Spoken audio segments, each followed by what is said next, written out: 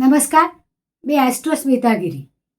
9 ऑगस्टला कामिका एकादशी आहे पहा. कामिका एकादशी म्हणजे कामनापूर्ती करणारी एकादशी.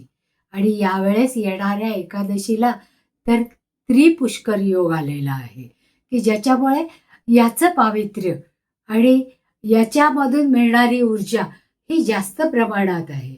हा त्रिपुष्कर योग 9 तारखेला सकाळी 11 वाजल्यापासून दुपारी 2:30 पर्यंत टोकाला पोचलेला असेल. त्यामुळे आपण जी साधना, उपासना करणार आहोत ती 11 वाजल्यापासून 2:30 वाजेपर्यंत जर केली तर त्याचं कितीतरी पटीने फळ आपल्याला मिळू शकतं.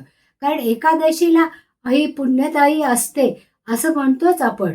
आणि महाराष्ट्रात तर एकादशीला जास्त महत्त्व आहे.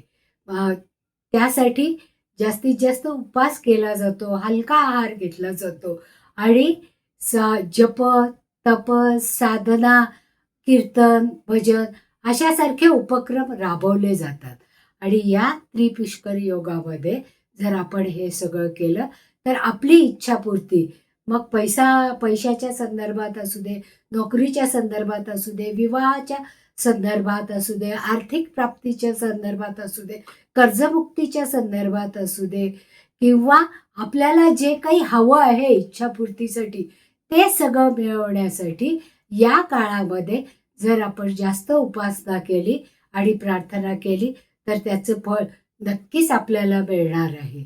मग अशा या कामिका एकादशीला, की जी आपली इच्छापूर्ती करणार आहे, पितृंना मुक्ती देणार आहे आणि घरामध्ये सुख, समृद्धी आणि समाधान नांदवणारी आहे, अशा या कामिका एकादशीला हे व्रत आपण नक्कीच करूया. धन्यवाद.